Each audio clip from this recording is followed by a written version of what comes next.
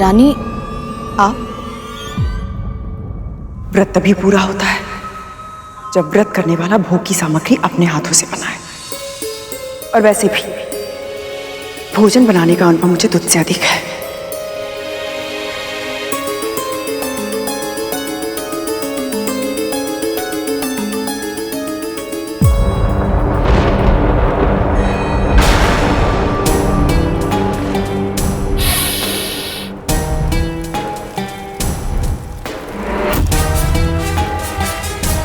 ऐसे घूरता रहेगा या कुछ कार्य भी करेगा? दूध का भगोना इधर लाकर रख।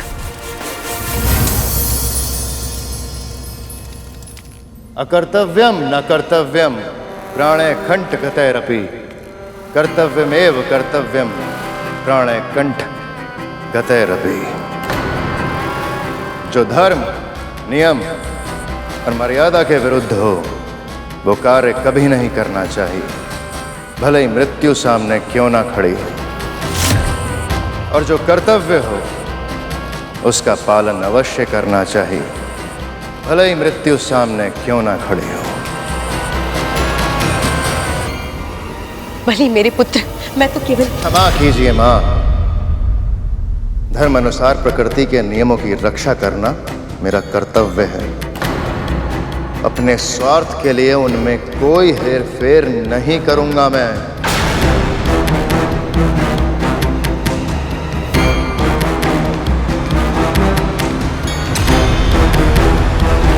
अगर बलि ने मेरी बात नहीं मानी और अगर सूर्य समय पर आ गया तो यमदूत कद्रु के पुत्र के प्राण हरने में सफल नहीं हो पाएगा। मुझे कुछ भी करके सूर्य से बात करनी होगी और ये व्रत तुड़वाना पड़ेगा।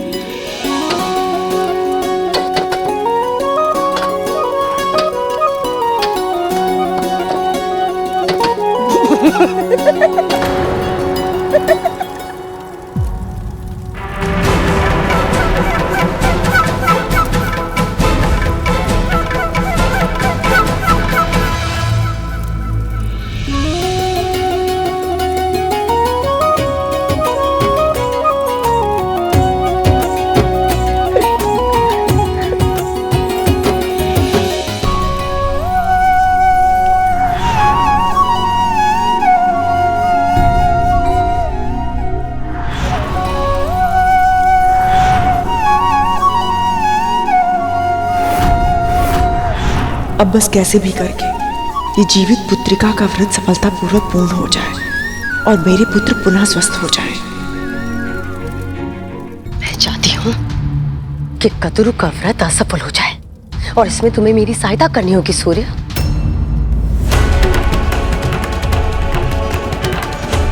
आपने पहले भी एक मां का तब व्रत तोड़ने का प्रयास किया था, तब गरुड़ के हाथों अपने अनेकों पुत्रों को खो दिया था। आप फिर से वही पाप क्यों दोहराना चाहती हैं दिति मां? यदि गरुड़ के नाग भाइयों को कुछ हो गया तो उसके क्रोध और प्रतिशोध की भावना सारी सीमाएं तोड़ देगी। सूर्य, तुम मुझे भयभीत कर रहे हो? नहीं मां, मैं तो सत्य का वर्णन कर रहा हूं। तो प्रकृति के नियमों से बंधा है, इसलिए अपनी लोक में रहने की सुविधा का लाभ उठा पा रहा है। पर मत भूल कि तुम्हारे बाकी देव भाई किस दशा में है। हम असुरों से हारने के बाद तुम्हारे देवेंद्र के साथ वन वन भटक रहे। स्मरण रख सूर्य, यदि मैं चाहूं ना तो इसी क्षण तुझे वहां भिजवा सकती हूँ। मेरा पुत्र बलि इतना शक्तिशाली है कि तुम्हारी उपस्थिति के बिना भी वो तुम्हारे सारा कार्य कर सकता है। इतना तो तुम्हें पता ही होगा। एक बार वो मुझे मना करके मेरा हृदय दुखा चुका है। दूसरी बार अगर मैंने इस आदेश दिया तो वो मुझे मना नहीं कर पाएगा। सत्य कह रही हैं ये, बलि बहुत शक्तिशाली है। वो चाहे तो मुझे मेरे लोक से बाहर निकाल सकता है। दिति मां, मेरा विश्वास कीजिए, मैं आपकी अवज्ञा नहीं करना चाहता, पर समय के चक्र में व्यवधान उत्पन्न कर पाने में मैं असमर्थ हूं। मेरे लिए कोई और आ गया तो आप आदेश दीजिए, मैं सहर्ष स्वीकार कर लूंगा। अपने कंगन दो मुझे।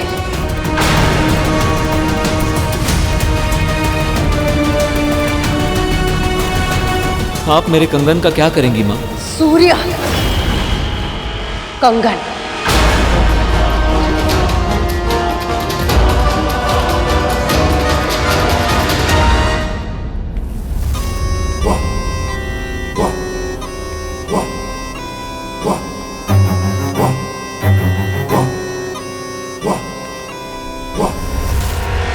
योग्य से शत्रुता और अयोग्य से मित्रता की मूर्खता की जाए तो यही दशा होती है मेरे भाइयों।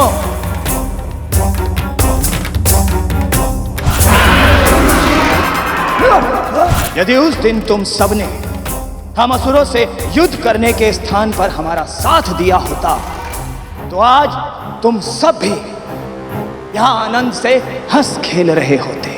यूं ऐसे मृत्युशैया पर पड़े पड़े यमदूत की प्रतीक्षा नहीं कर रहे होते, पर गरुड़ का साथ देकर तुम सब ने अपना भविष्य स्वयं चुन लिया था। पर अब शीघ्र ही मृत्यु तुम सबको दबोच लेगी।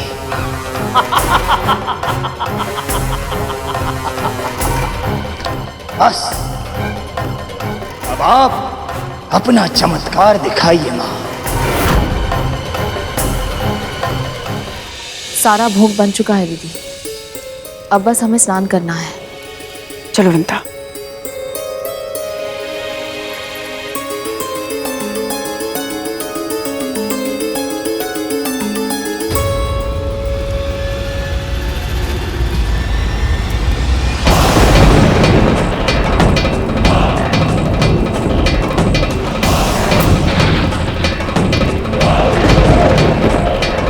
लगता है अब इन्हें भी यमदूत का आभास होने लगा है।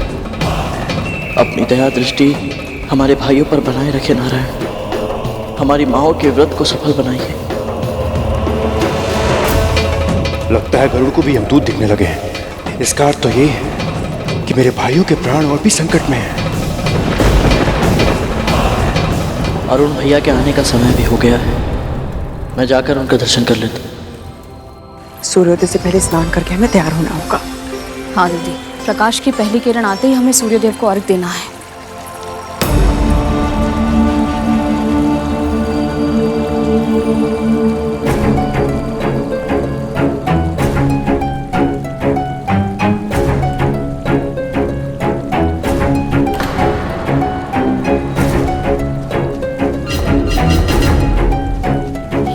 ये कैसे संभव है? मुझे तो लगा था कि भोर होने में अभी समय है।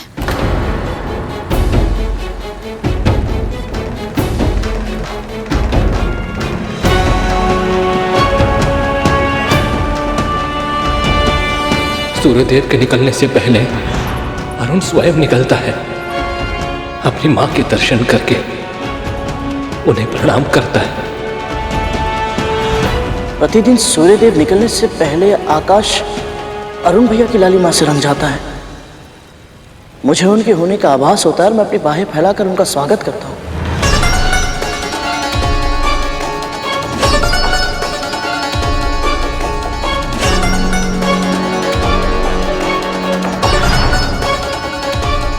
और आज ऐसा कुछ नहीं हुआ।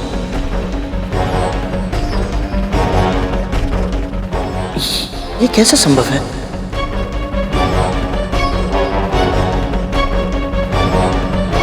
ये कैसे संभव है कि सूर्यदेव यात्रा पर निकले और अरुण भैया उनके साथ ना हो?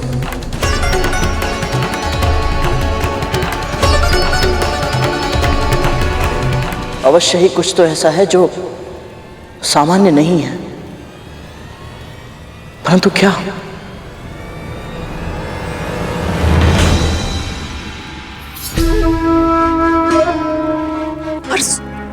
सूर्यदेव तो पहले से आकाश में चढ़ चुके हैं, अर्थात अर्घ देने में देर हो गई। तो कैसे कैसे मुझसे इतनी बड़ी भूल हो गई? अवश्य भोग बनाने में समय निकल गया होगा। मुझे पता ही नहीं चला कब। अर्थात मेरी विधिवत रूप से पूरा नहीं होगा। विंदा, हाँ विंदा, मेरे पुत्रों का क्या होगा? इतनी बड़ी त्रुटि कैसे हो गई मुझसे? अगर मेरे पुत्रों को कुछ हो गया तो सारी त्रुटि मेरी है विंदा। भूल हो गई मुझसे, बहुत बड़ी भूल हो गई मुझसे विंदा। कैसे हो गई मुझसे इतनी बड़ी भूल? दीदी संभालिए अपने आप को। कुछ नहीं होगा, कुछ नहीं होगा। कैसे कुछ नहीं होगा? कैसे संभालूं मैं अपने आप को? यदि मेरे पुत्र जीवित नहीं रहेंगे तो मैं जीकर क्या करूंगी?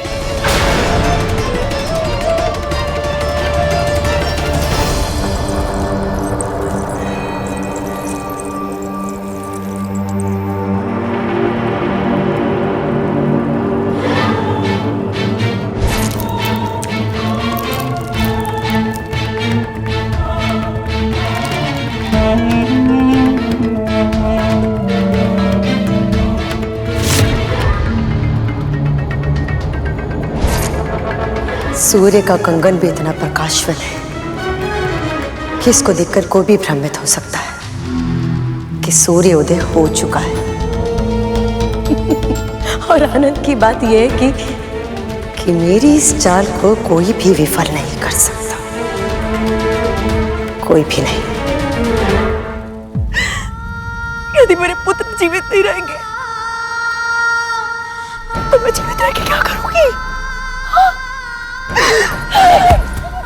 क्या कर रही है? क्या कर रही है?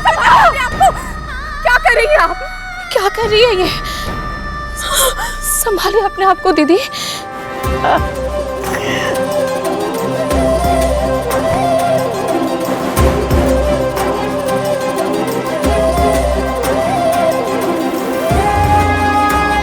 संभालिए अपने आप को दीदी, संभालिए। सब नष्ट हो गया। तुम्हारे सारे प्रयास विफल हो गए कद्रू।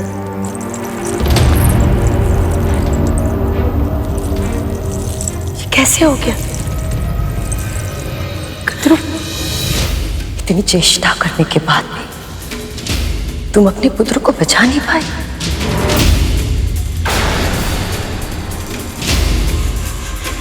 मैंने भी अपने पुत्र को है, परंतु युद्ध के मैदान में वीरता का प्रमाण देते देते वीरगति को प्राप्त हुआ है वो।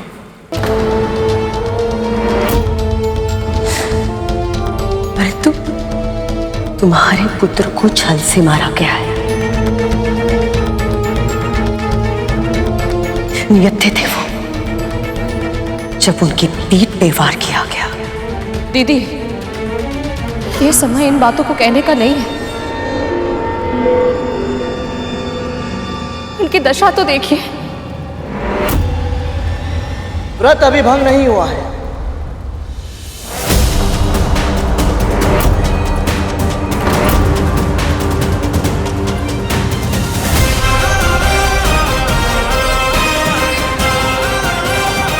ये गरुड़ क्या कर रहा है?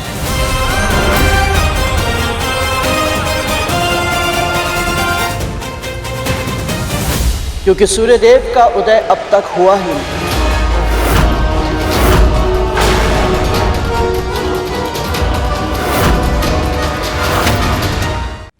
क्या कह रहा है तू? ये प्रकाश तुझे दिखाई नहीं दे रहा है? आकाश में चमकने वाली हर एक प्रकाशवान वस्तु सूर्य नहीं होती महारानी। नक्षत्र भी तो चमकते हैं।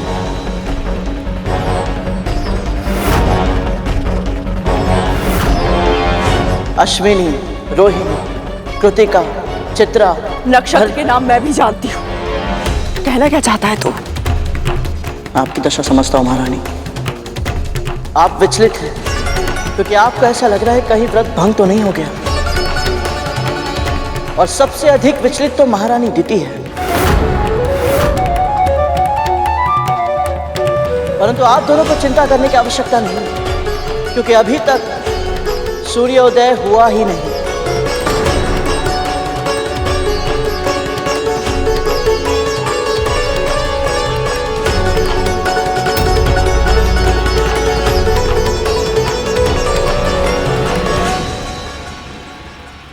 वो देखिए।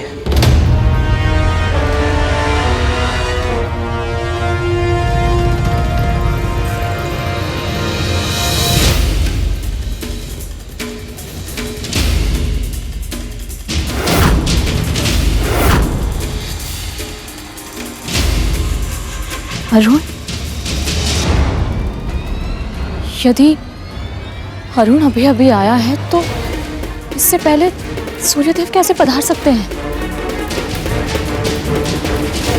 मैं भी इसी ओर संकेत दे रहा हूं ना। सूर्यदेव का रथ अरुण भैया चलाते हैं और वो अभी अभी प्रकट हुए हैं। इससे यही सिद्ध होता है कि आकाश जिससे प्रकाशवान है वो वस्तु चाहे जो भी हो, परंतु सूर्यदेव नहीं है। किसी ने जानबूझकर आप दोनों को भ्रमित करने का प्रयास किया है।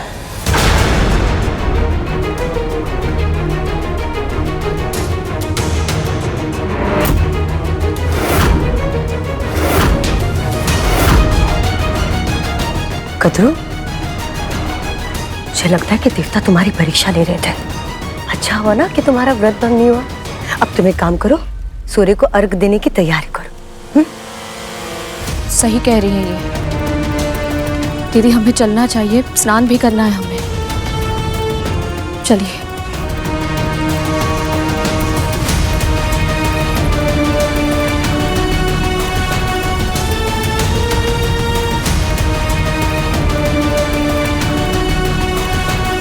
भले ही गरुड़ तुमने इस बार व्रत को टूटने से बचा लिया, किंतु कब तक? अभी व्रत पूरा होने में समय है और आने वाले समय को कोई नहीं संभाल पाएगा।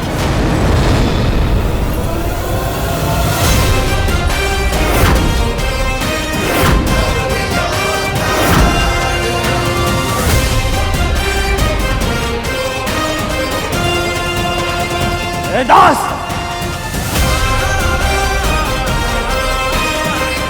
मेरी मां का मार्ग रोकने का साहस भी कैसे किया तूने?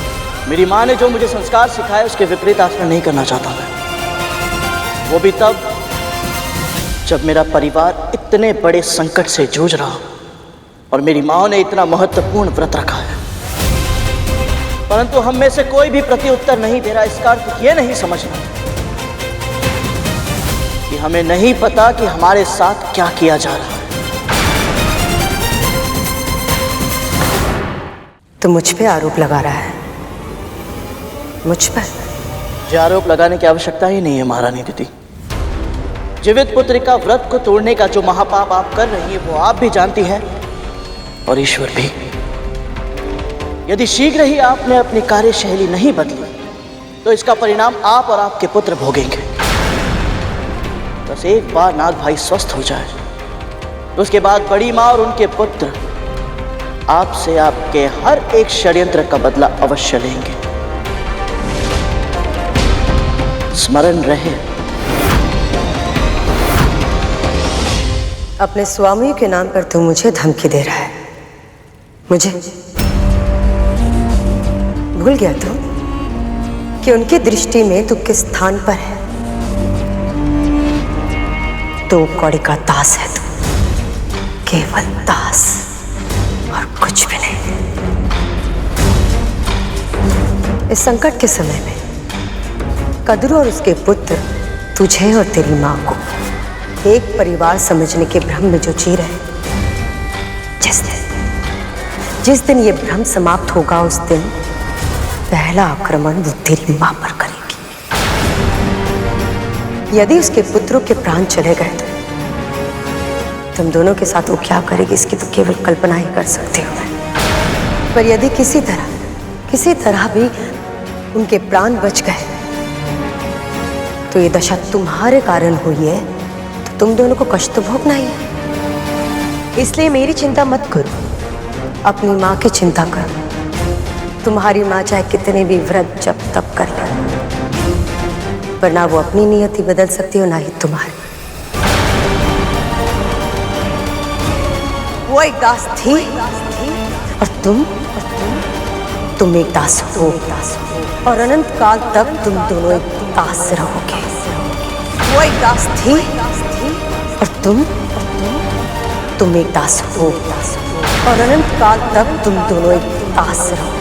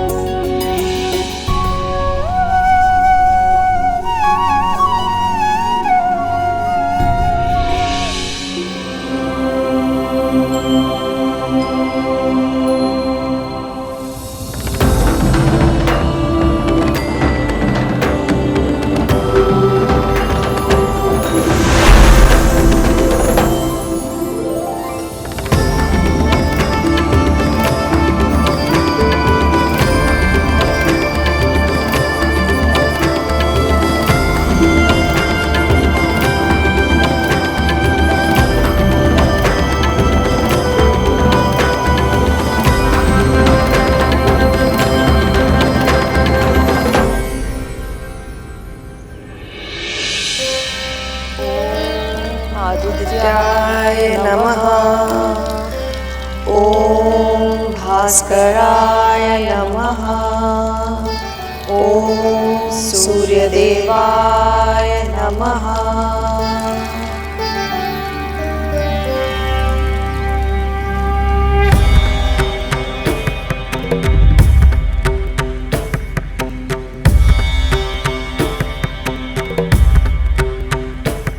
आप सूर्यदेव, आपसे कुछ नहीं छुपा है। आप जानते हैं हम दोनों ने ये जीवन पुत्र का व्रत अपने नागपुत्रों की जीवन रक्षा के लिए किया है। हमने अपने व्रत के समापन के लिए पूरी श्रद्धा और आस्था के साथ आपको ये अर्घ समर्पित किया है। कृपया इसे स्वीकार करें। हम पर और नागपुत्रों पर अपनी कृपा करें देव, कृपा करें।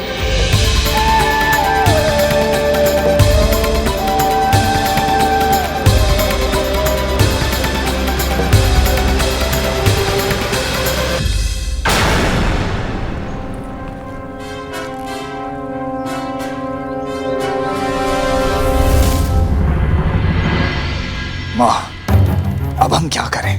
इनका व्रत तो लगभग संपूर्ण ही हो गया है। नहीं रहा। जब तक कार्य पूरी तरह से सिद्ध ना हो, उसे संपूर्ण नहीं मानना चाहिए। अंतिम क्षण में कभी भी खेल पलट सकता है। अभी मेरी अंतिम चाल शेष है। अभी मेरी अंतिम चाल शेष है।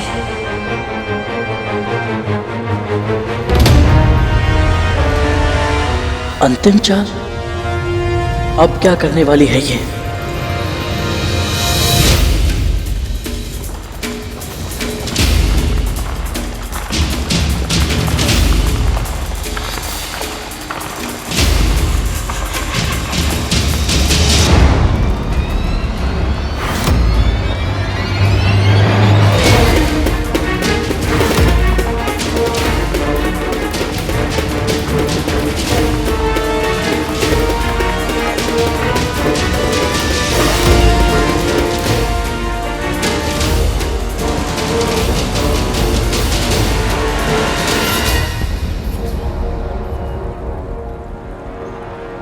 ये कैसे संभव है?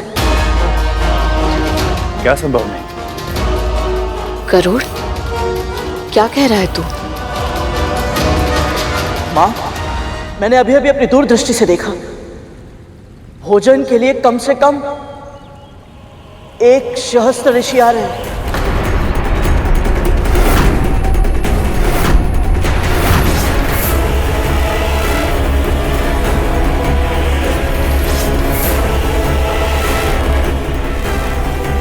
गरुड़ सही कह रहा है माँ। हमें भी आभास हुआ।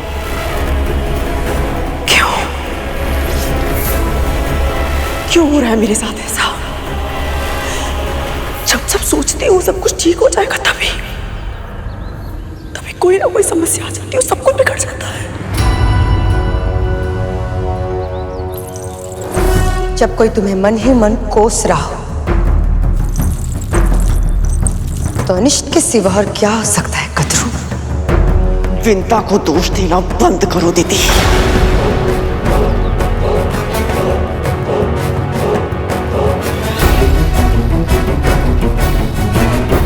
और वैसे भी आमंत्रण देने तुम गई थी ना,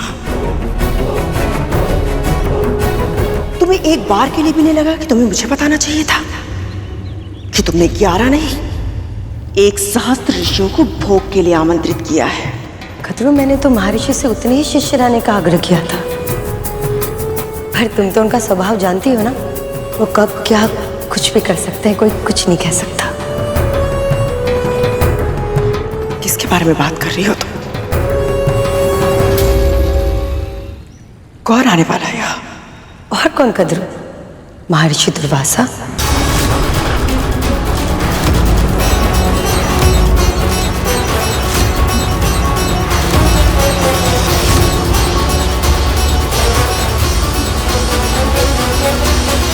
मेरी इस योजना से कैसे बचोगी कदरू?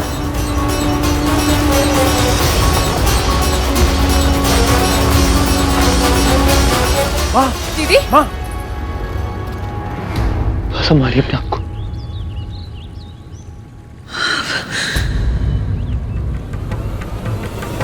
अब क्या होगा?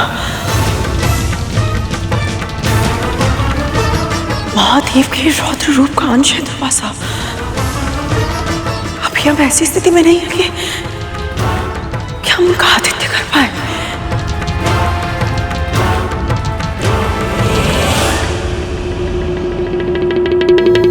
और कौन कदरू है? महर्षि दुर्वासा।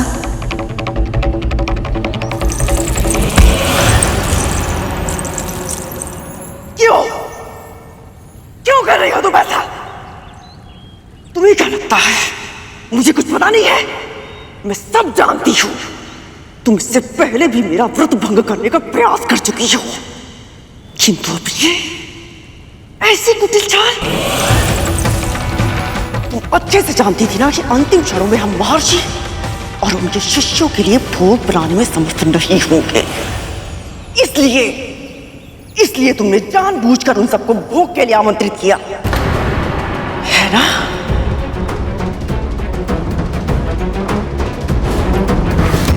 प्रणाम महर्षि। विंता और कदरू, मेरी दोनों बहनों ने जीवित पुत्रिका का व्रत रखा है, उनके नागों की प्राणों की रक्षा के लिए। जो अभी मृत्यु शैया पर है, तुम मुझे भोग का निमंत्रण देने आई हो। तुम मेरी कृपा प्राप्त करने का स्वांग कर रही हो, जबकि सत्य तो यह है कि तुम मेरी क्रोध की अग्नि को भड़काना चाहती हो, ताकि उसमें कद्रू और विंता के व्रत का पुण्य जल जाए और कद्रू के पुत्रों की मृत्यु हो जाए। महर्षि, मैं वो इंद्र को दिए गए मेरे श्राप का लाभ अनजाने में तुम्हारे पुत्र को मिला, और बलि राज सिंहासन पर जा बैठा। तुम असुरों को यदि स्वर्ग में मिल जाए तो भी तुम्हारी कामनाएं कभी समाप्त नहीं होती, किंतु यदि तुम्हें लगता है कि तुम मुझे बहला फुसला कर मेरा उपयोग छल कपट के लिए करोगी, तो ये तुम्हारी भूल है दीदी।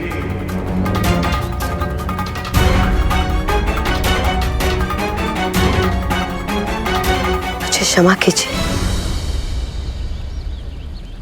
आज्ञा दीजिए मुझे। ठहरो।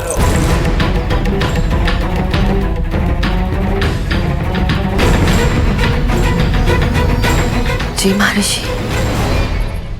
गृहस्थ जीवन जीने वालों के धार्मिक उद्देश्यों में उनकी सहायता करना एक सन्यासी का धर्म होता है, और मैं अपने धर्म से पीछे नहीं हटूंगा। इसीलिए तुम्हारे छल करने के बाद भी मैं तुम्हारा निमंत्रण स्वीकार करता हूं। पर स्मरण रहे, वहां मेरा आना श्राप का कारण बनेगा या वरदान का, ये तो महादेव शिव शंकर की इच्छा पर ही निर्भर करता है।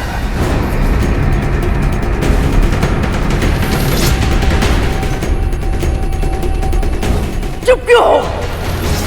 उत्तर दो दीदी।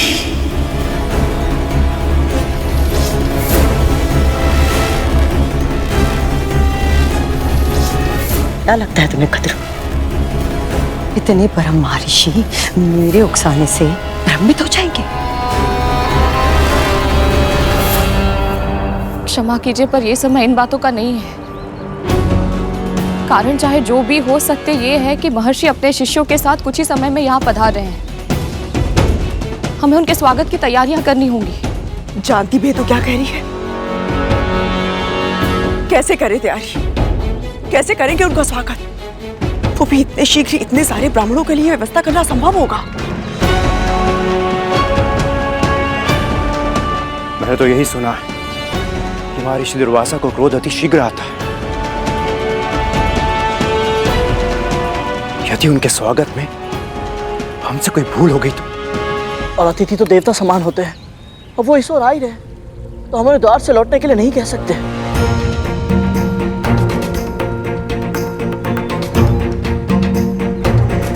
माँ, बहुत बुरी तरह फंस गए हम। इस स्थिति से बाहर निकलने का कोई उपाय नहीं हमारे पास। यदि महर्षि का स्वागत नहीं किया तो भी उनका अपमान होगा, और यदि स्वागत करने का प्रयत्न किया तो भी उचित व्यवस्था के अभाव में भी उनका अपमान होगा। कोई उपाय नहीं हमारे पास।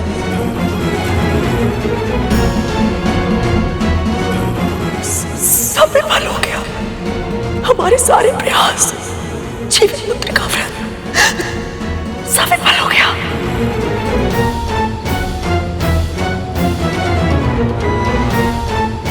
मेरे पुत्र विंदा, क्या होगा उनका? वो वापस लौटकर मेरे पास नहीं आएंगे ना? नहीं महारानी, आप हार नहीं मान सकती। मेरे भाइयों की, अपने पुत्रों की एक अंतिम आशा है आप। उन्हें अवश्य ही विश्वास है, यदि आकाश धरती एक क्यों ना करना पड़े, उनकी मां उन्हें स्वस्थ अवश्य करके रहेंगे। महारानी, मैं मानता हूं आपके मेरे साथ कुछ मतभेद अवश्य है, परंतु आपके जिस एक गुण का मैं बहुत सम्मान करता हूं, वो है अपने पुत्रों के प्रति आपका समर्पण। जब उनके हित का प्रश्न आता है तो आप अपने प्राण संकट में डालने से पहले एक क्षण भी नहीं हिचकिचाते। इसलिए अब जब वो आप पर पूरी तरह से निर्भर है महारानी, तो आपको भी अपने कर्तव्य का पालन करना ही होगा। परिणाम की चिंता मत कीजिए, क्योंकि मां कहती है जो भी होता है नारायण की इच्छा से ही होता है। और फिर एक सत्य यह भी तो है महारानी, आपको सदैव से इस बात से आपत्ति थी ना कि महर्षि दुर्वासा ने पारिजात माला आपके स्थान पर मां को क्यों दी थी। तो फिर देखिए, नारायण ने महर्षि दुर्वासा को प्रसन्न करने का एक और अवसर दिया है आपको। सिद्ध कर दीजिए कि आप उनके आशीर्वाद के योग्य हैं।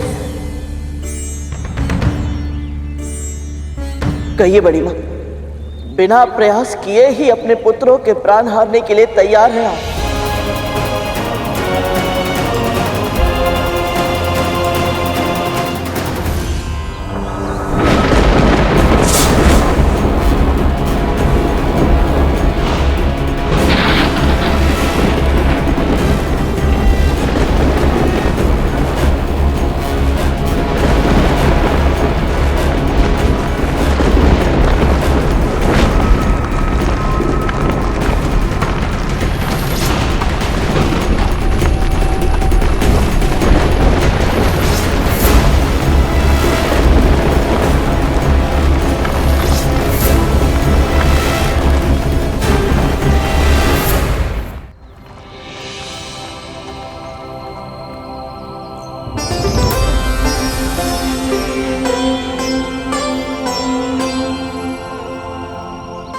मैंने कभी कल्पना भी नहीं की थी कि आप जैसे महान ऋषि और इतने सारे शिष्यगणों की सेवा का अवसर मुझे मिलेगा। आपका बहुत बहुत धन्यवाद जो आप यहां पधारे।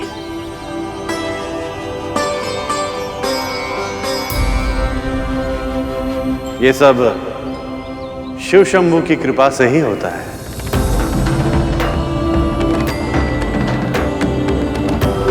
महर्षि, मेरे चरण धोने से पहले यदि आप भीतर प्रवेश कर गए तो मैं स्वयं को क्षमा नहीं कर पाऊंगा।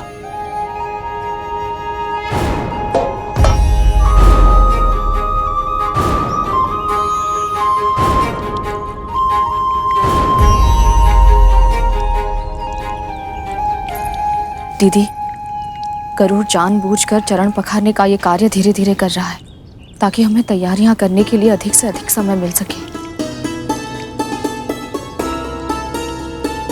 हमें कम से कम समय में अधिक से अधिक कार्य करने होंगे। सबसे पहले कुशा के आसनों का प्रबंध करना होगा ताकि महर्षि और उनके शिष्य विराज सकें। कौन करेगा ये कार्य? और सेवक और स्वामी में कोई भेद नहीं रहेगा कालिया। चल। जी भैया।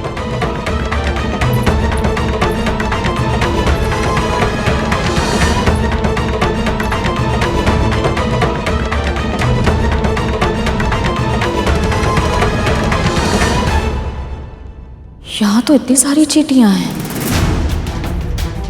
यदि ये चींटियां महर्षि और उनके शिष्यों के सामने आ गई तो मुझे यहाँ चारों ओर रंगोली से सीमा रेखा बनानी होगी ताकि ये चींटियां भोजन के आसपास ना जा पाए।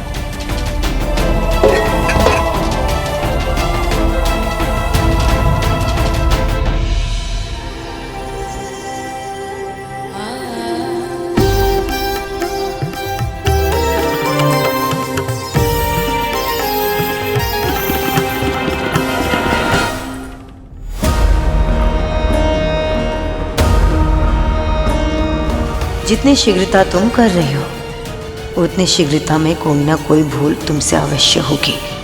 तुमसे और वो एक भूल तुम्हारे परिवार को नष्ट कर देगी।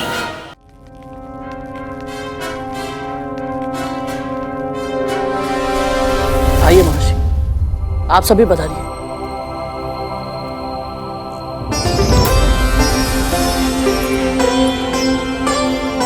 इतनी शीघ्र इतनी बड़ी रंगोली बन गई? एक साथ इतने आसनों का प्रबंध कैसे हुआ?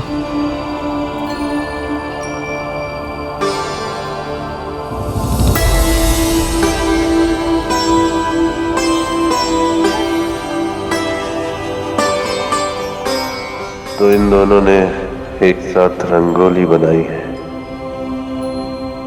वाह शिव शंभु, संकट के समय आपने इन दोनों बहनों को एक साथ लाकर ये सिद्ध कर दिया है कि आपकी सृष्टि में कुछ भी असंभव नहीं।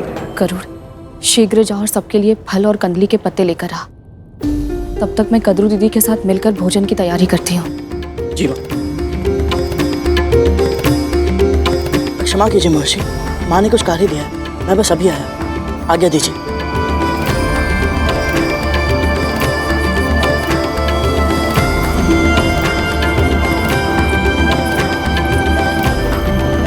आप स्थान ग्रहण करें, हम आपके भोजन का प्रबंध करते हैं।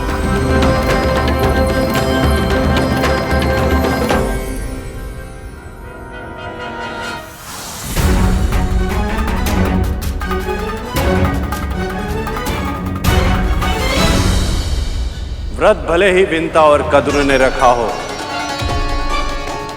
किंतु हमें आमंत्रण तुमने दिया है दीदी। इसीलिए यहां जो होगा उसका उत्तरदायित्व उन दोनों के साथ साथ तुम्हारा भी होगा।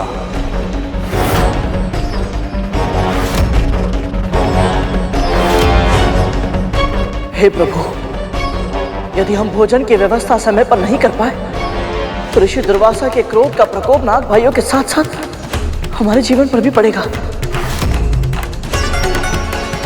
सहायता कीजिए प्रभु।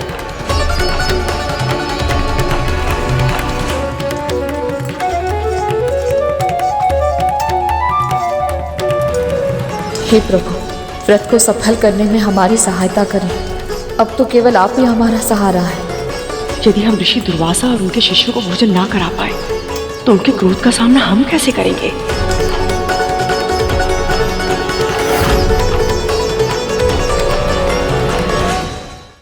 व्रत भले ही विंता और कद्रू ने रखा हो, किंतु हमें आमंत्रण तुमने दिया है दीदी। इसीलिए यहां जो होगा उसका उत्तरदायित्व उन दोनों के साथ साथ तुम्हारा भी होगा।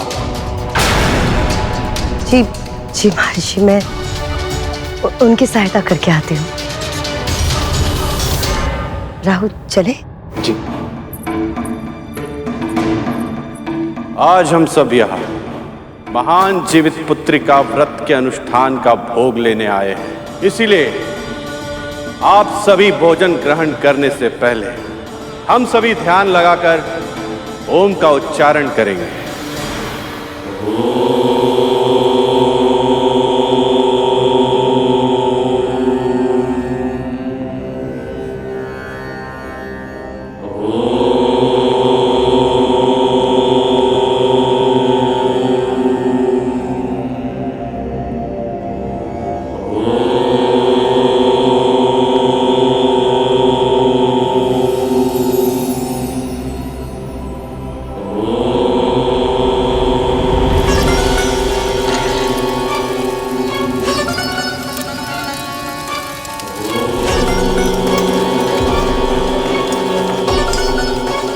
ये गरुड़ कहाँ रह गया?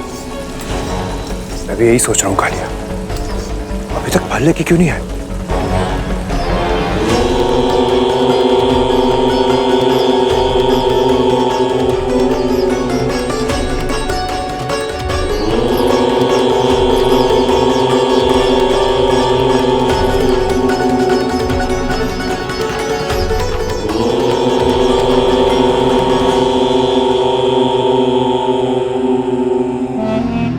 जब ये महर्षि आवेश में आकर अपनी पत्नी को वृक्ष बना सकते हैं, तो सोचो राहुल, क्रोध में आकर ये कतरूस के पुत्र विंता और गरुड़ इन सबको क्या क्या बना देंगे, इसकी तो कल्पना ही अद्भुत है।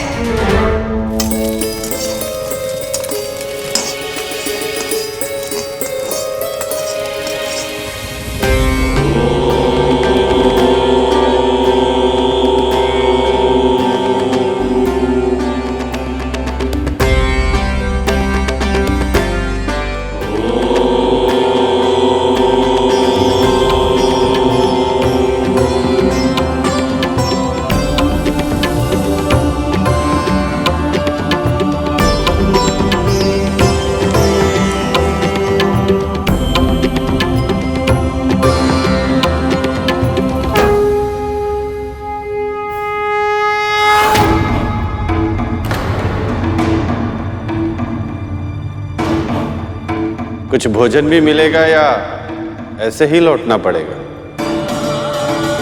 बस अभी अभी आया महर्षि। सब लोग भोजन के लिए आसन ग्रहण कर चुके हैं। हमारे पास 1 सहस्त्र तो क्या 100 लोगों के लिए भी पर्याप्त भोजन नहीं है। जीवित पुत्र का व्रत के भोग में सबसे अधिक आवश्यक है मरुए की रोटी और नोनी का साग, और ये दोनों ही वस्तुएं बहुत सीमित मात्रा में है। अब क्या होगा माँ? अब क्या, इतने कम समय में और कहीं से प्रबंध किया भी नहीं जा सकता। हाँ, कोई ना कोई उपाय तो अवश्य होगा जो केवल आप कर सकती है। मैंने देखा है आपके हाथों में चमत्कार करने की क्षमता है। माँ, मुझे जब भी भूख लगती थी आप कैसे भी करके कोई ना कोई उपाय से मेरे लिए कुछ बना देती थी।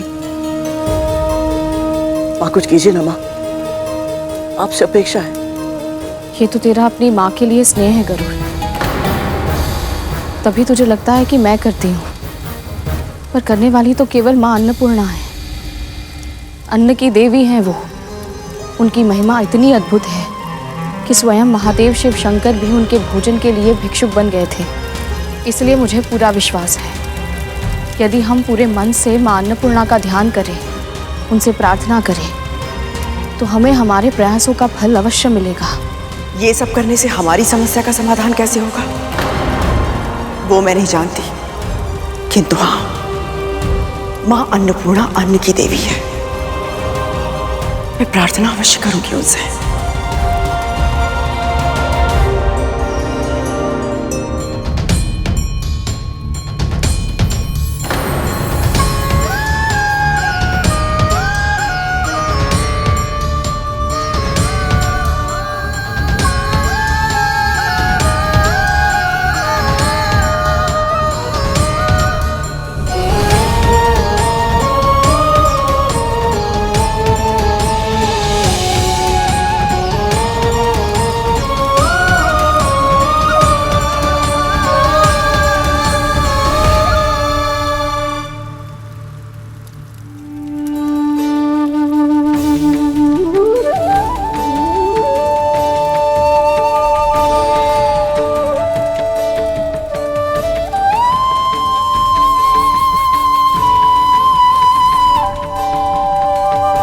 प्रसाद ऐसे क्यों रखा है?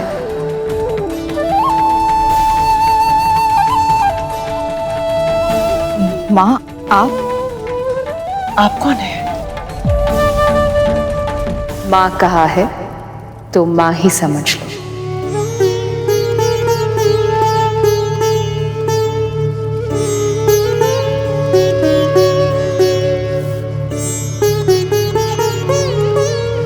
इस प्रसाद को अब खुला मत छोड़ो और इस पत्तों को पूरी तरह हटाए बिना इस करछी से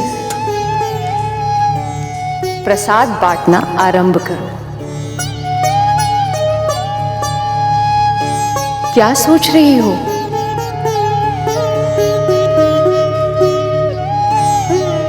अतिथि भूखे हैं, जाओ भोग खिलाओ उन्हें।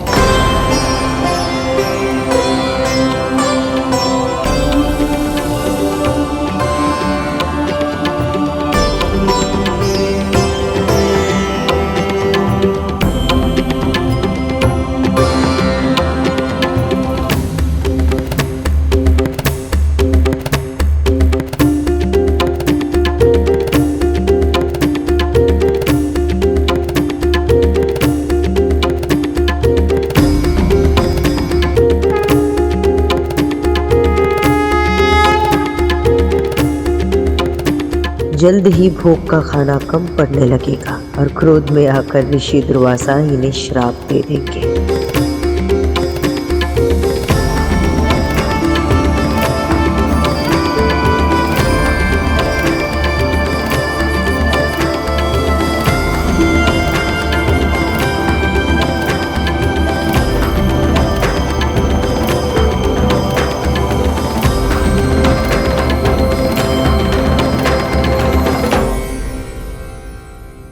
स्वादिष्ट व्यंजन, अद्भुत स्वाद।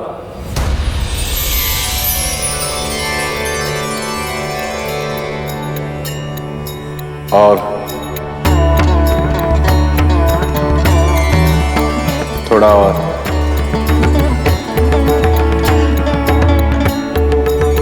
जिस क्रोध की आंधी की आशंका थी वो शीतल व्यार में बदल गई।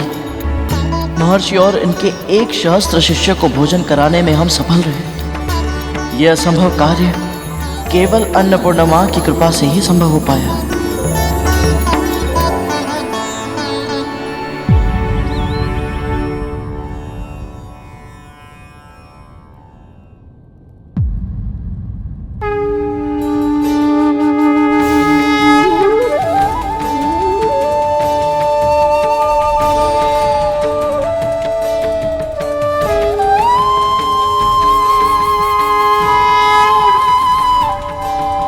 मां अन्नपूर्णा अब स्वयं आई और हमारे बनाए भोजन को अपना आशीर्वाद दिया।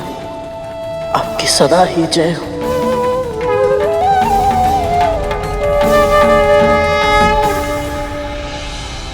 बहुत ही स्वादिष्ट भोजन था, आनंद आ गया। आपने यहाँ पधारकर हमारे व्रत को सफल बना दिया महर्षि। आज तुमने मेरी और मेरे शिष्यों की सेवा की, इससे मैं बहुत प्रसन्न हो गया कद्रू। शिव शंभु ने चाहा तो तुम्हारे पुत्रों के कष्टों का निवारण शीघ्र ही होगा।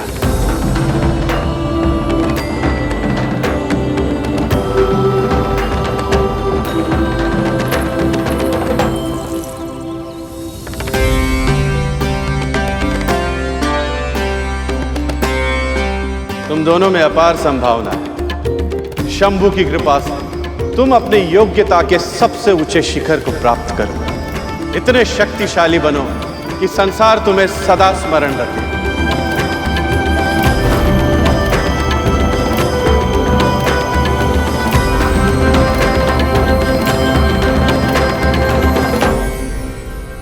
तेरे मन में मुझे एक ही इच्छा दिखाई दे रही है बालक। बहुत शीघ्र ही तू उसे पूर्ण करने का मार्ग खोज पाएगा। बस आपका आशीर्वाद सदैव मेरे साथ रहे महर्षि।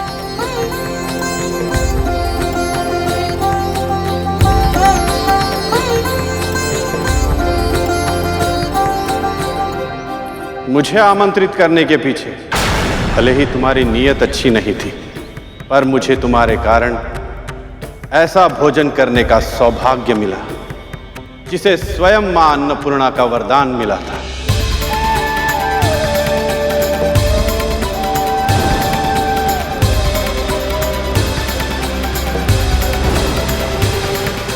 ऐसे महाभोग के बाद क्रोध का शमन हो जाता है और मन परम शांत हो जाता है। इसीलिए आज मैं तुम्हें कोई श्राप नहीं दूंगा, पर एक चेतावनी अवश्य दूंगा। जो व्यक्ति जैसा बोता है वही पाता है। इसीलिए अपने कर्म संभालो दीति। तुम्हारा आत्मविश्वास चरम पर है, क्योंकि तुम्हारे पुत्रों को संजीवनी विद्या प्राप्त है। पर स्मरण रहे, अमर होने के उपाय और भी है।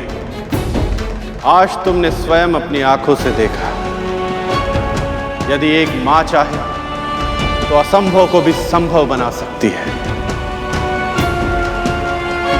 और अदिति कब से तपस्या कर रही है और शीघ्र ही उसे उसकी तपस्या का फल मिलेगा।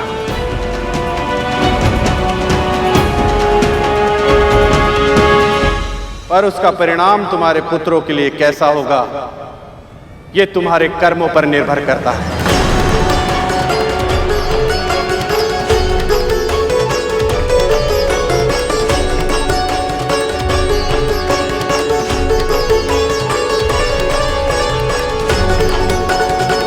महर्षि ने श्राप भले ही ना दिया हो, पर चिंता अवश्य दी थी। ऋषि दुर्वासा के आशीर्वाद से मेरा व्रत पूरा हुआ।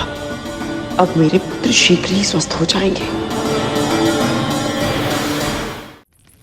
तब तो धूमर, शिशु नंदी, भूत नंदी, सब लोग उठो।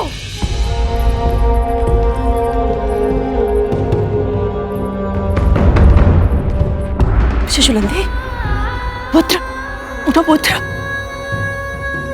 धूमल, धूमल उठ भाई, धूमल उठ। आंखें खोलो उठ के। सुनते क्यों नहीं हो? देखो हमें। पुत्र, पुत्र, उठ जाओ।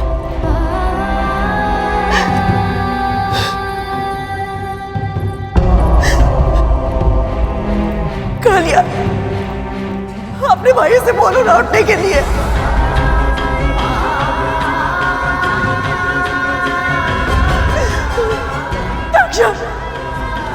अपने भाइयों को उठाओ ना। तुम्हारी माँ यहाँ पे आई है, उठो सब। विद्या, विद्या, मेरे पुत्रों से कहो ना उठे। ये महारानी कद्रू का आदेश है, उठो सब।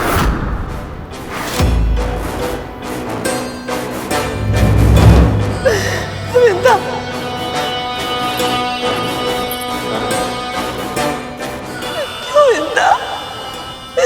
महर्षि दुर्वासा के आशीर्वाद से तेरे पुत्र को तो असीम शक्तियां मिल गई थी। फिर उनका आशीर्वाद मेरे पुत्र में फलीभूत क्यों नहीं हो रहा है? मैंने अपना व्रत, भोग, आचार, विचार, व्यवहार सब नियम के अनुसार किया। कई ऐसे अवसर आए जब मैं क्रोधित हो सकती थी, अनुचित व्यवहार कर सकती थी, किसी के मन को दुखा सकती थी। मैंने अपने ऊपर संयम रखा मिलता,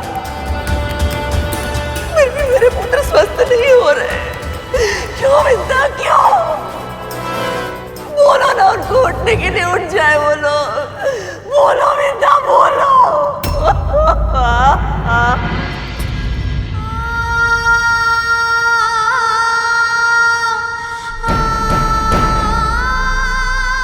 मेरी भक्ति में क्या कमी रह गई मिलता, क्या कमी रह गई? नारायण मुझसे क्यों रुष्ट हो गए मिलता, क्यों रुष्ट हो गए?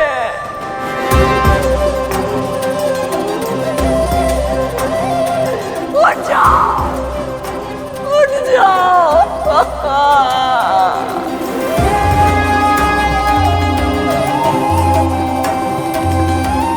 अब हम क्या करें मां? हम सभी की आशा इस व्रत पर टिकी हुई थी।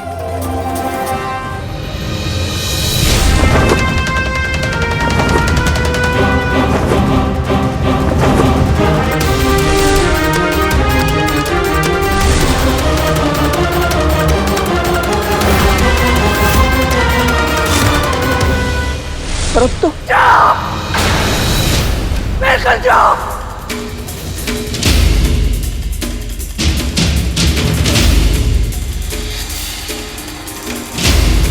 मुझसे क्या पूछ रहा है? मुझसे पूछ, इस मां से पूछ। आज मेरे पुत्रों की दशा तेरे कारण हुई है गरुड़, तेरे कारण।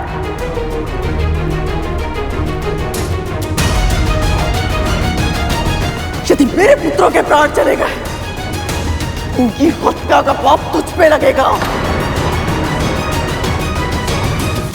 जीव हत्या का ऐसा महापाप है जो सैकड़ों वर्षों तक प्रायश्चित करने के बाद भी नहीं उतरता। और तू तो प्रायश्चित कर भी नहीं पाएगा। तू अपनी मां को संसार का सारा सुख देना चाहता था ना? यदि आज के बाद मेरे पुत्रों ने मुझे मां कहकर नहीं पुकारा, तो तेरी मां के जीवन में दुखों के अतिरिक्त कुछ नहीं बचेगा।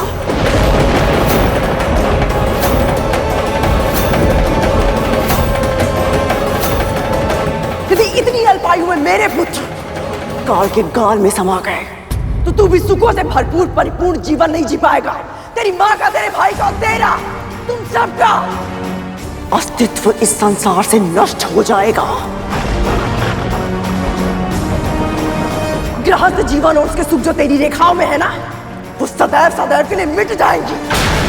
तेरी पक्षी प्रजाति सदैव सदैव के लिए समाप्त हो जाएगी। ये इस मां का श्राप है।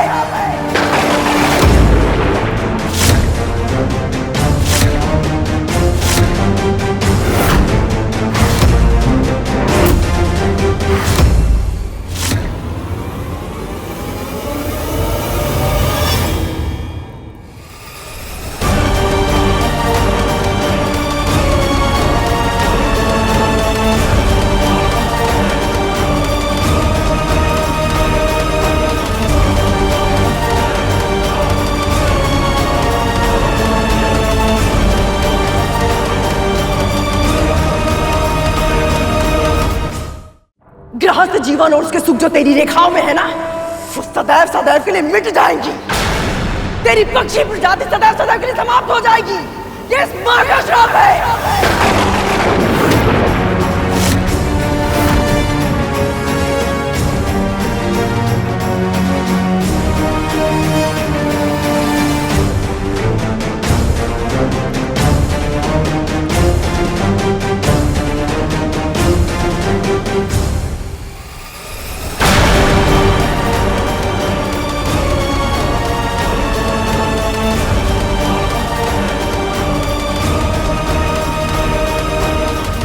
तेरी पक्षी प्रजाति सदैव सदैव के लिए समाप्त हो जाएगी। ये इस मां का श्राप है।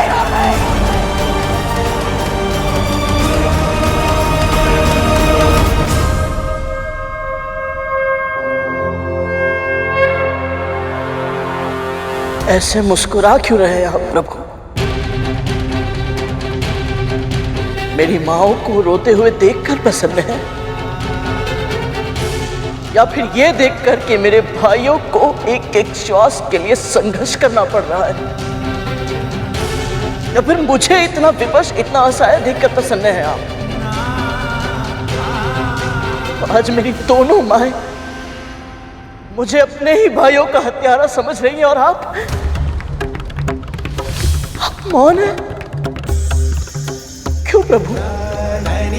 आपकी बनाई इस धरती पर, आपके द्वारा संचालित संसार में जो कुछ हो रहा है उसे देखकर शांत कैसे रह सकते हैं आप?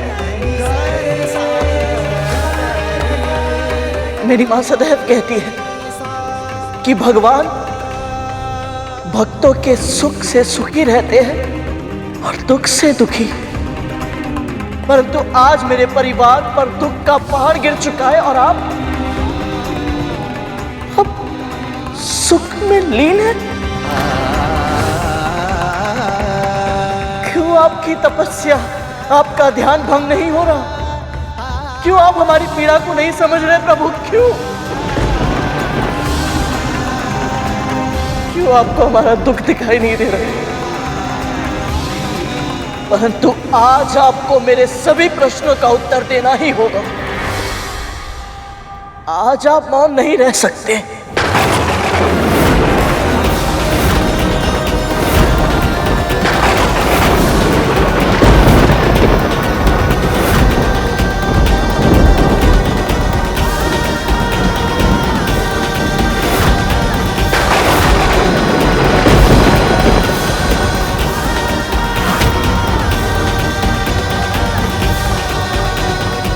मेरी माँ ने सदैव आपकी ही भक्ति की है प्रभु, और वो सदैव यही कहती है जहां सत्य होता है ईश्वर भी वही विद्यमान होते हैं। इसलिए आज आपको मेरे सत्य को उजागर करने आना ही होगा प्रभु, आना ही होगा आपको।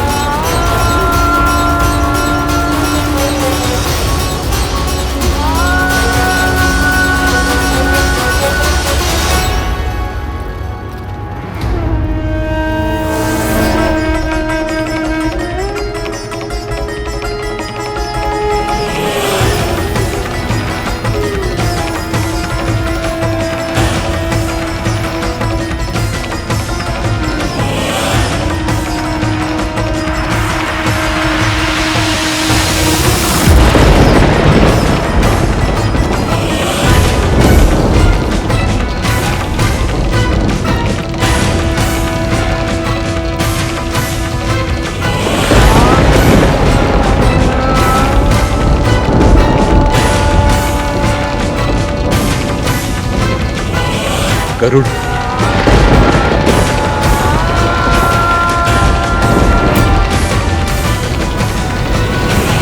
गरुड़,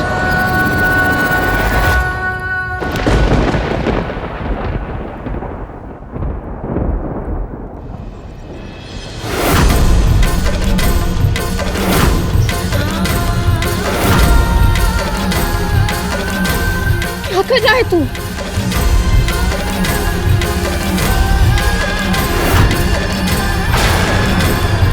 गरुड़, स्वयं को कष्ट देने से क्या होगा? तेरा हाथ जलने से तेरे नाग भाइयों के घाव भर जाएंगे।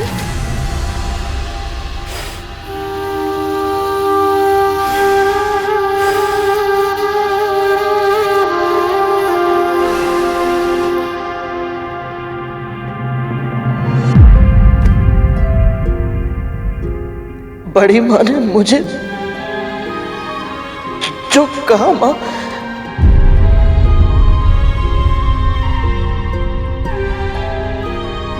चुप हो जा पुत्र, चुप हो जा।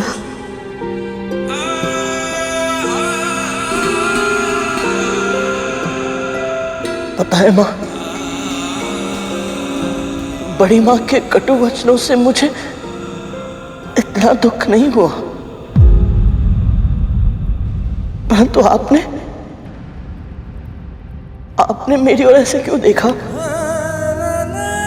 माँ, आपकी दृष्टि में उल्लाहना का भाव था,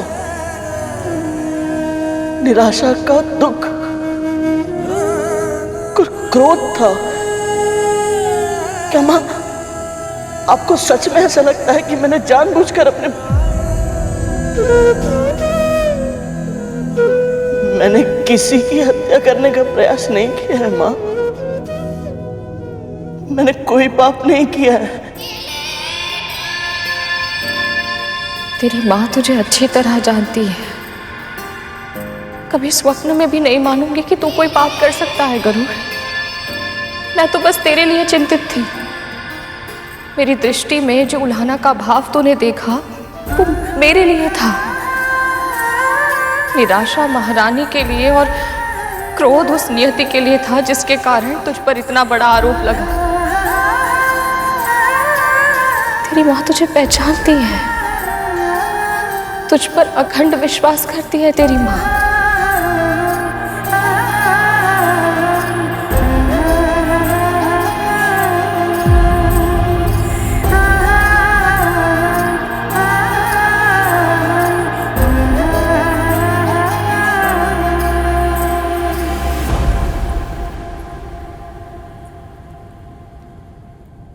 आप ऐसा नहीं कर सकते प्रभु।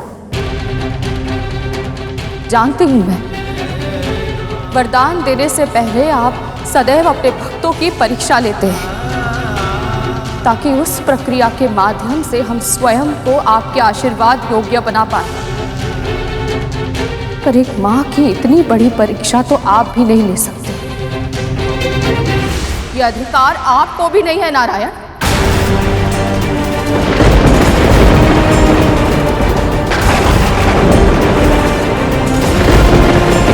ये कैसी अनहोनी के संकेत हैं प्रभु? मैं जानती हूं आप समाधि में लीन हैं, पर आज आपको अपने भक्त की पुकार, एक मां की पुकार सुननी ही होगी।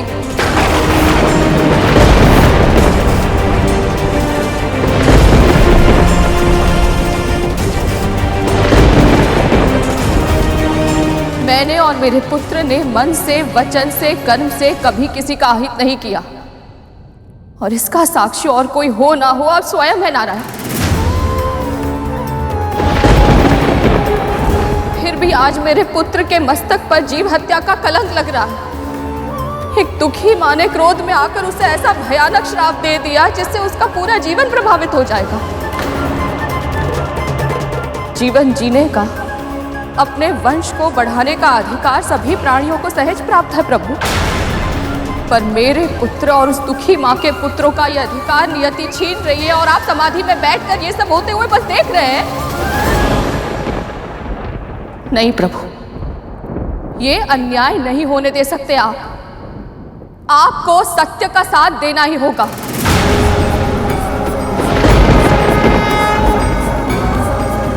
मेरा पुत्र निर्दोष है, ये सिद्ध करना ही होगा आपको।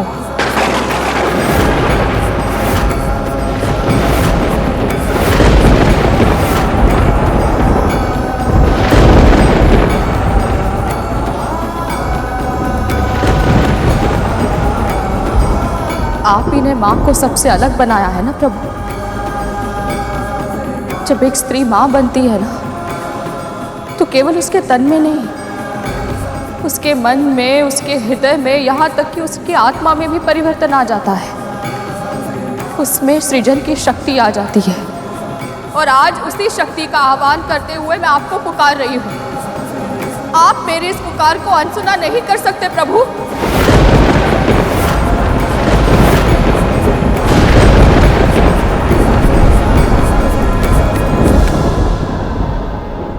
जब किसी बालक को चोट लगती है ना, तो उसके मुंह से सबसे पहले जो शब्द निकलता है वो मां होता है,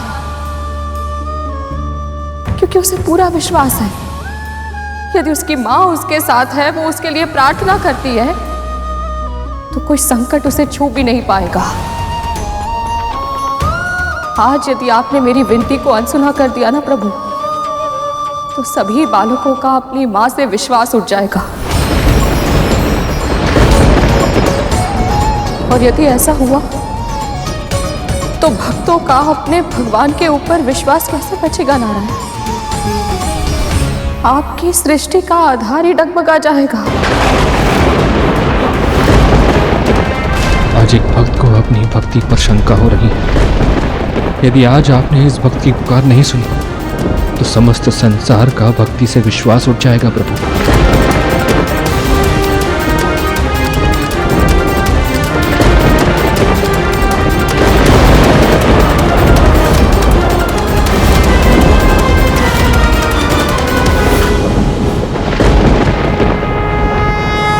प्रभु, मेरी माँ, मेरी गुरु, आपकी महान भक्त आपको पुकार रही है। मेरे भाइयों के प्राण संकट में है प्रभु, उनका दर्द मुझसे देखा नहीं जा रहा, उन पर कृपा कीजिए प्रभु।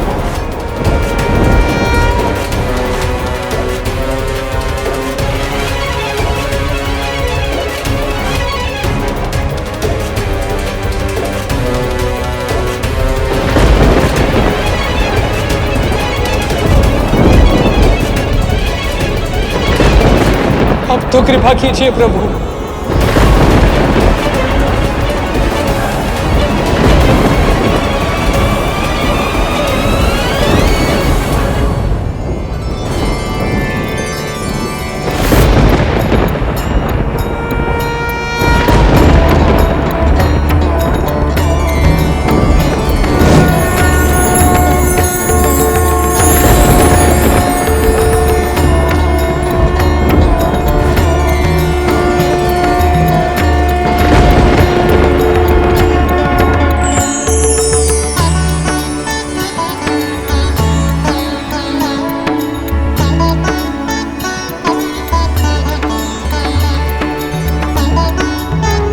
प्रभु।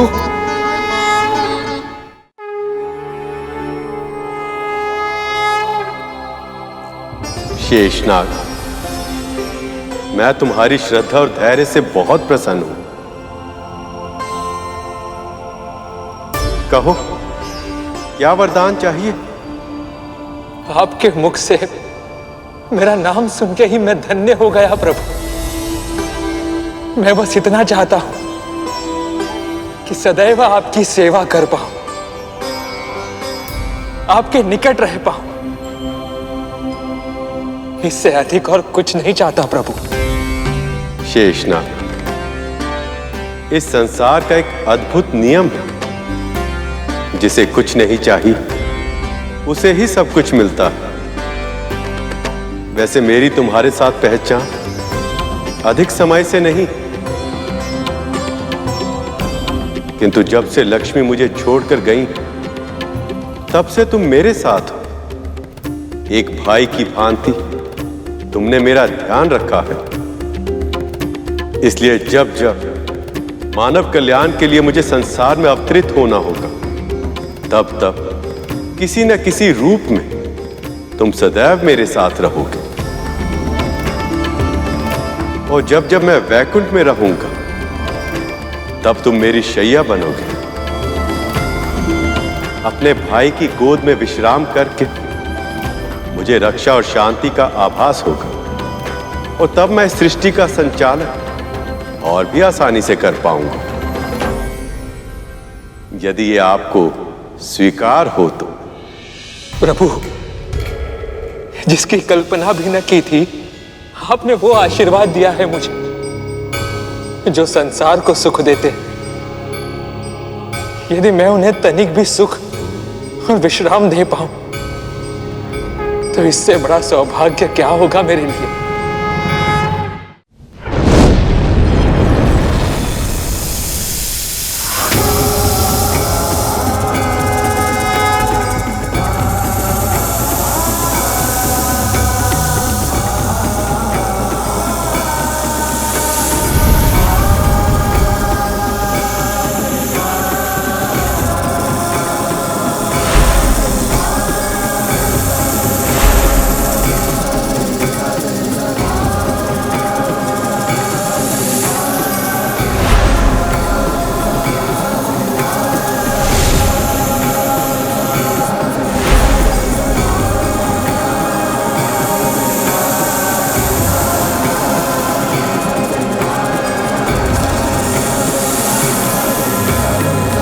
शेषनाग, तुम मेरी शैया तो बन गए, किंतु तुम्हारा हृदय इतनी तीव्र गति से धड़क रहा है कि मैं विश्राम नहीं कर पा रहा हूं। बताओ, तुम्हारा हृदय इतना विचलित क्यों है? क्षमा कीजिए प्रभु, पर जो भी मन में है निसंकोच कहो शेष। प्रभु, आपके समाधि से बाहर आने से पहले जो व्यथा मेरे मन में थी, वो अब भी वही है। पृथ्वी पर जो कुछ भी हो रहा है, उसी से मेरा मन विचलित है प्रभु। तुम मेरा आसन तो बन गए, किंतु माया के जाल से अब भी जकड़े हुए हो शेष। सारा संसार छोड़ दिया, पर मां तो संसार से ऊपर होती है ना प्रभु। मेरी मां कद्रू ने क्रोध में आकर मेरे भाई गरुड़ को इतना बड़ा श्राप दे दिया कि मैं कुछ सोच ही नहीं पा रहा हूं कि किसके लिए दुखी हूं। उस मां के लिए जो अपनी आंखों के सामने अपने पुत्रों को प्राण गंवाते हुए देख रही है, या उस भाई और विमाता के लिए जो निर्दोष होते हुए भी इतना अन्याय सहने के लिए विवश है। तुम्हारी पीड़ा उचित है शेष। बताओ, मन में इच्छा क्या है? मेरे भाइयों के कष्टों का निवारण कीजिए प्रभु। उन्हें जीवन दान दे दीजिए, ताकि मां कद्रू का श्राप सार्थक न हो पाए और गरुड़ और विमाता विंता का भी उद्धार हो जाए।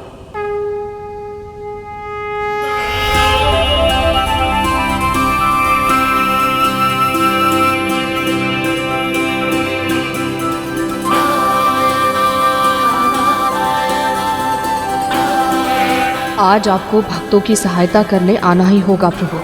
अन्यथा मैं कभी आपकी पूजा नहीं करूंगी। आप पर से मेरी आस्था खत्म हो जाएगी। प्रभु, आपको आना ही होगा, आना ही होगा आपको।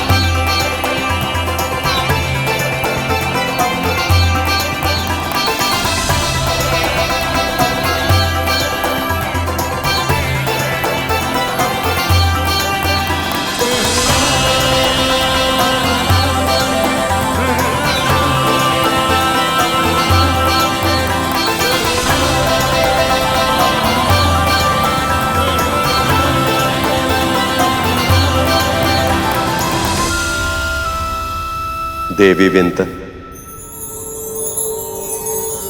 आपने सही कहा था।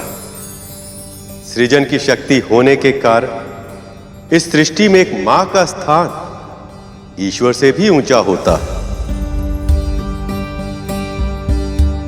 जब एक मां पुकारती है तो ईश्वर को भी आना पड़ता है।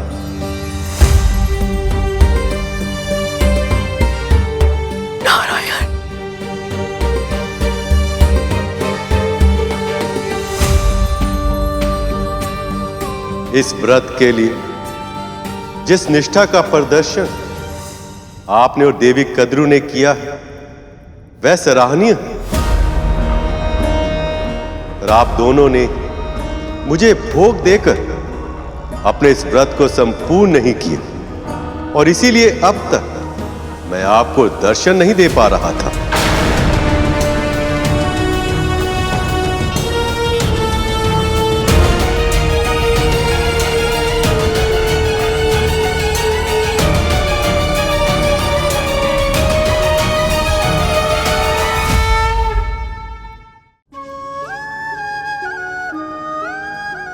मैं अभिलाई प्रभु।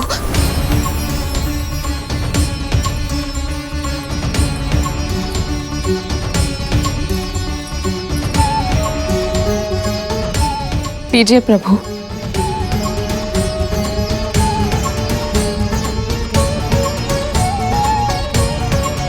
न जाने ये भीषण भूल कैसे हो गई, हमें क्षमा कर दीजिए। ममता के आवेग में हुई भूल नहीं कहलाती।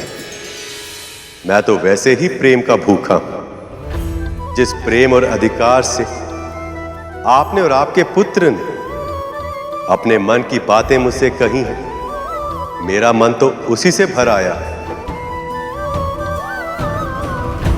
देवी कद्रू, आप दोनों का व्रत सफल हुआ। अब आपको इसका फल मिलेगा। आपकी इच्छा अवश्य पूरी होगी। उठिए, आंखें खोलिए कद्रूनंद, आंखें खोलिए कद्रूनंद, आंखें खोलिए कद्रूनंद, आंखें खोलिए कद्रूनंद।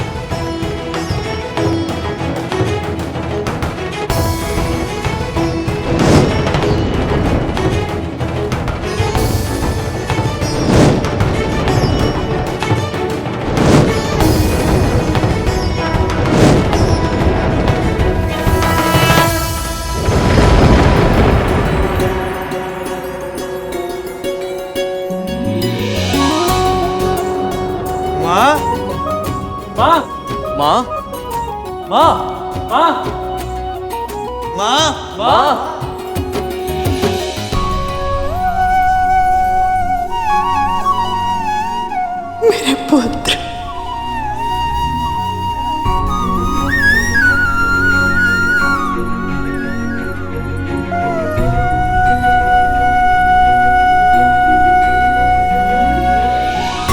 प्रभु,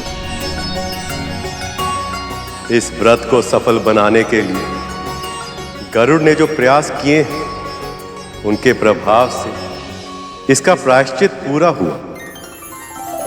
वैसे भी सभी नाग जीवित हैं, इसे जीव हत्या ना होने के कारण देवी कद्रू का श्राप भी फलीभूत नहीं होगा। जिसके जीवन के लक्ष्य बड़े हों, उसके मार्ग में समस्याएं भी अधिक आती हैं।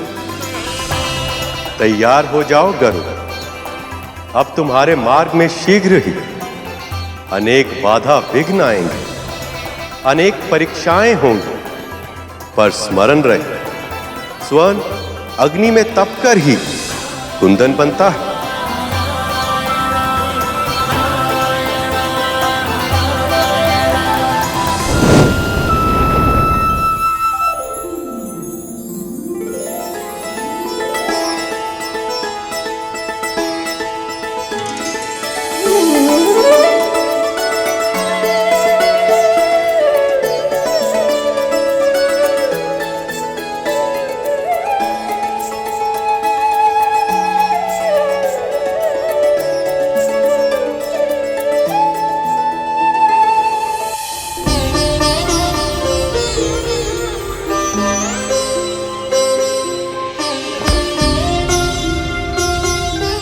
स्वस्थ हो।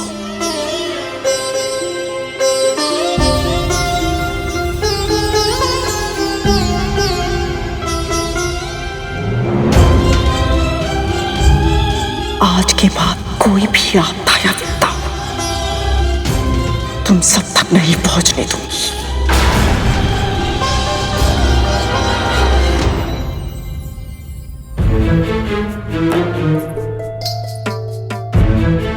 दीर्घायु। तुमने तो भयभीत कर दिया था हमें। ये तो माँ का विश्वास था जिसने हमें साहस दी। सही कहा।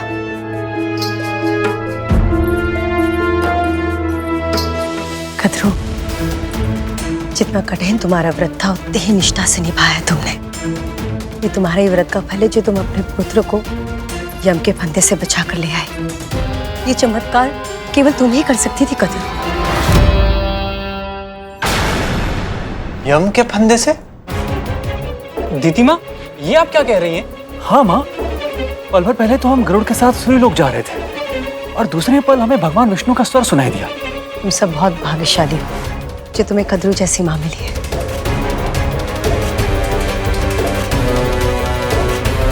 इसकी प्रार्थनाओं के कारण आज तुम सब जीवित हो, वरना वो विंता और गरुड़, उसके कारण तो तुम सब लगभग मर ही चुके थे।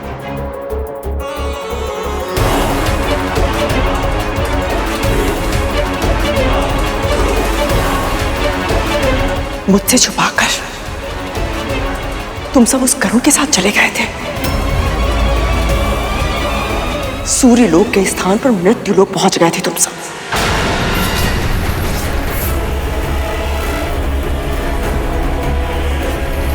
इस बार तो मैंने तुम सबको सुरक्षित कर लिया, किंतु अगली बार ऐसा कुछ मत करना। अब ऐसा नहीं होगा माँ। हाँ माँ, हम आपके आज्ञा के बिना कहीं नहीं जाएंगे माँ।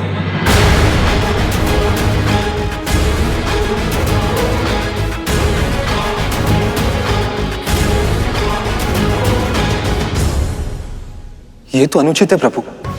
कद्रू माँ भी जानती हैं कि विंता माल गरुड़ के बिना नाग भाइयों का जीवित रहना असंभव था, फिर भी उनके स्वभाव में कृतज्ञता है, कृतज्ञता नहीं।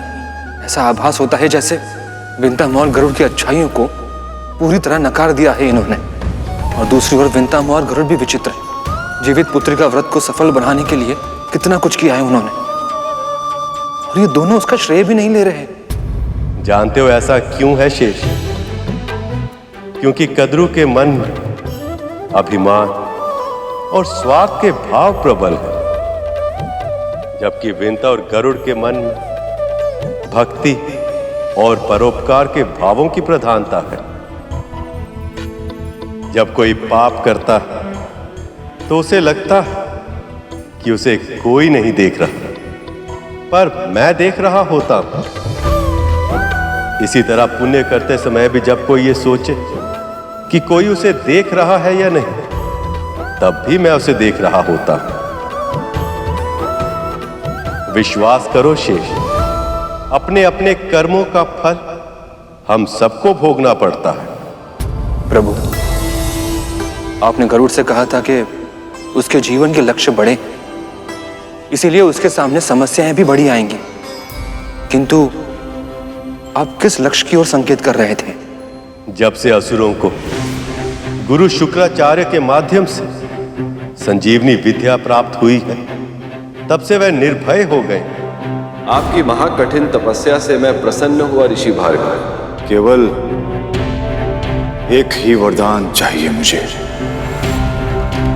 वृत्त संजीवनी विद्या। स्वर्ग प्राप्त कर लेने के बाद भी उन्होंने देवताओं को सताना, उनका शोषण करना नहीं छोड़ा। देवता भी उनके भय से छुपने पर विवश हो गए। ऋषि मुनियों की तपस्या में, उनके दैनिक कार्यों में व्यवधान आ रहा है और श्री लक्ष्मी के समुद्र के भीतर समा जाने के कारण पृथ्वी पर अव्यवस्था फैल गई है। पर अब इस अव्यवस्था को दूर करने का समय आ गया। अब पृथ्वी पर पुनः मुझे संतुलन स्थापित करना होगा और इसके लिए मित्र और शत्रुओं को साथ लाना होगा। विरोधियों को एक दूसरे की सहायता करने के लिए प्रोत्साहित करना होगा। अब मुझे कुछ ऐसा करना होगा शेष, जो इस संसार ने आज तक ना देखा हो और ना ही सुना हो। मेरी इस योजना में गरुड़ एक बहुत ही महत्वपूर्ण भूमिका निभाएगा, पर ऐसा करना उसके लिए आसान नहीं होगा। प्रभु, ऐसा क्या करने वाले हैं आप? जानता हूं तुम्हारे मन में बहुत सारे प्रश्न हैं शेष।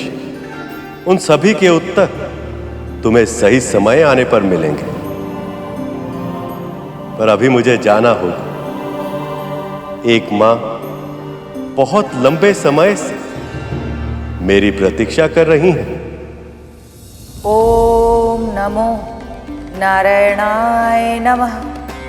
ओम नमो नारायणाय नमः। ओम नमो नारायणाय नमः। आपकी तपस्या सफल हुई देवी अदिति।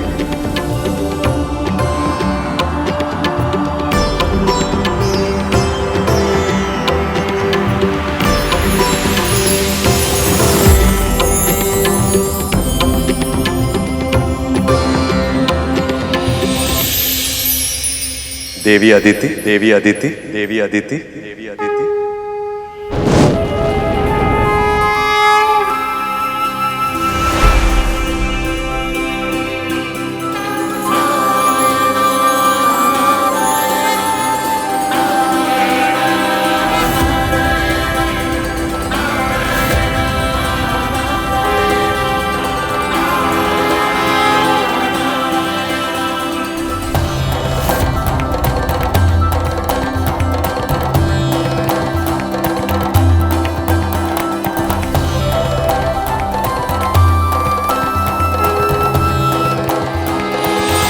नारायण, अब इन आंसुओं को पहुंचने का समय आ गया है। आपने ये भीषण तपस्या अपने पुत्रों की प्राण रक्षा के लिए, उन्हें सामर्थ्यवान बनाने के लिए और उनका खोया हुआ सम्मान उन्हें लौटाने के लिए की, पर यह तब तक संभव नहीं जब तक देवी लक्ष्मी वापस लौट नहीं आती।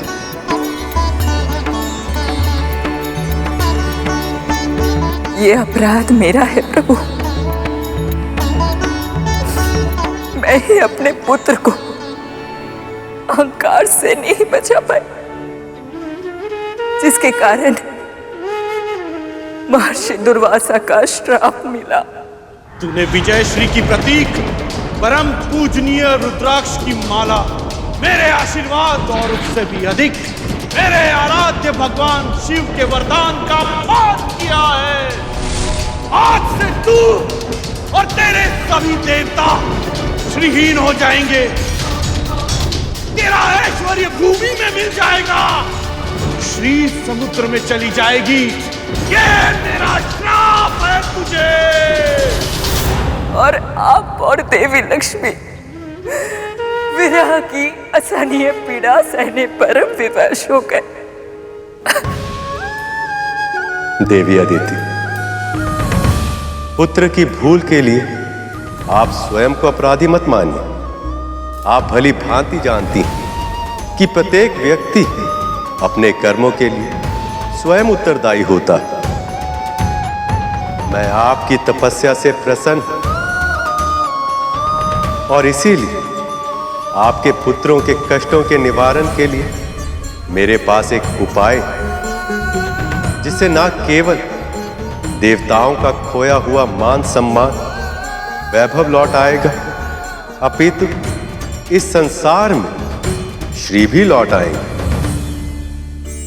अब आप मेरा ये संदेश अपने पुत्रों को दें कि वह शीघ्र अतिशीघ्र मुझसे आकर भेंट करें, उनका कल्याण होगा। आपका कोटि कोटि धन्यवाद।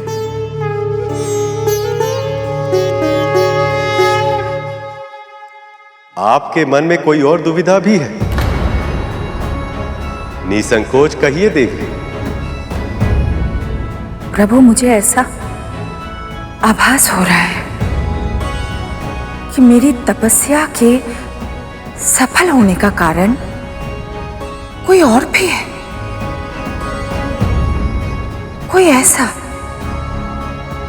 जो मेरी रक्षा कर रहा था।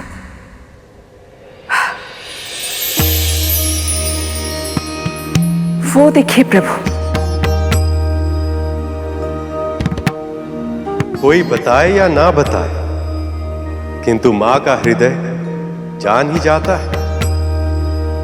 वो परोपकारी कोई और नहीं, आपकी बहन विंता का छोटा पुत्र गरुड़ था।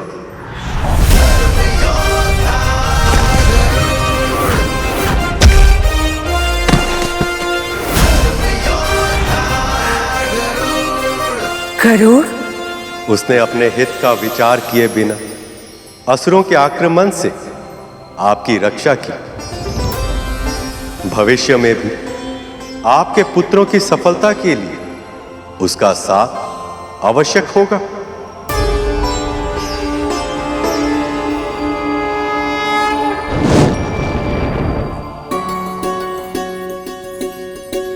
गरुड़ ने मेरे लिए इतना बड़ा परोपकार किया है और भविष्य में भी मेरे पुत्र की सफलता के लिए बड़ी भूमिका निभाएगा। मुझे शीघ्र ही उससे मिलना चाहिए।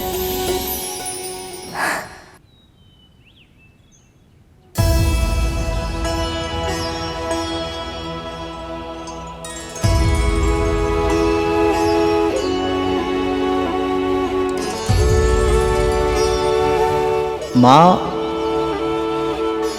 प्रभु विष्णु ने कहा था अब मेरे मार्ग में अनेक बाधा विघ्न आएंगे, अनेक परीक्षाएं देनी होंगी मुझे।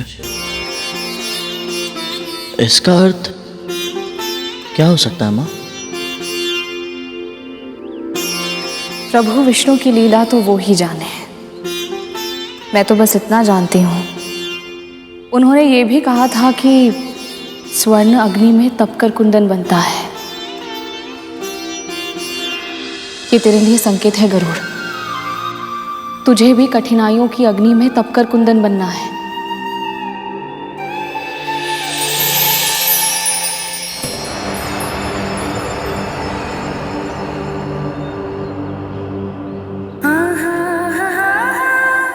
मैं पूरा प्रयास करूंगा माँ।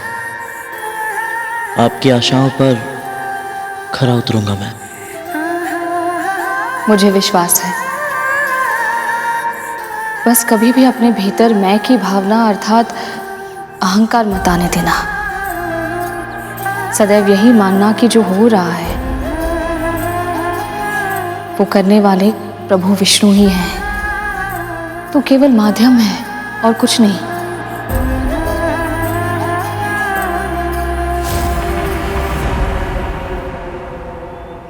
विंता, कहां मर गई तू? तू और तेरा पुत्र, तुम दोनों मेरे पुत्रों का भूखा मारोगे क्या? भोजन की व्यवस्था करो। अब पता चलेगा गरुड़ और विंता को अपना असली स्थान। एक दास चाहे कुछ भी करे, वो दास ही रहता है।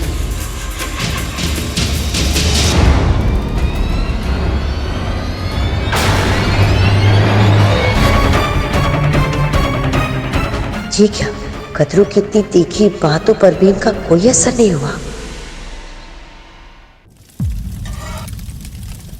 विंता जी, राजकुमार और साग मांग रहे हैं। हाँ, दोबारा बना दिया है, वहां रखा है।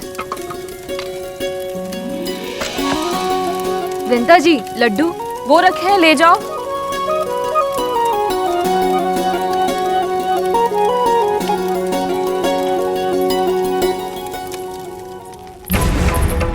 छोटा सा कार्य करने में इतना समय।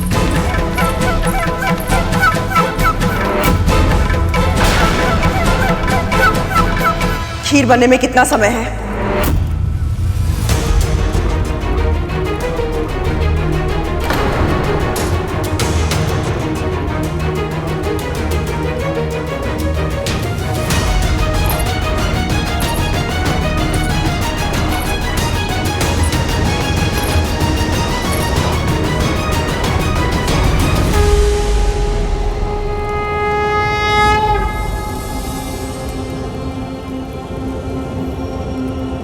बस तुम्हारी खीर की प्रतीक्षा है विंता।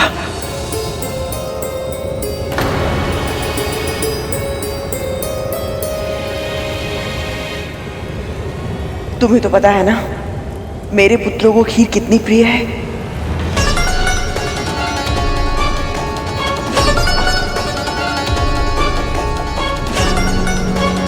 कतरू का तो स्वर ही बदल गया। ऐसा क्या हो गया पल भर में?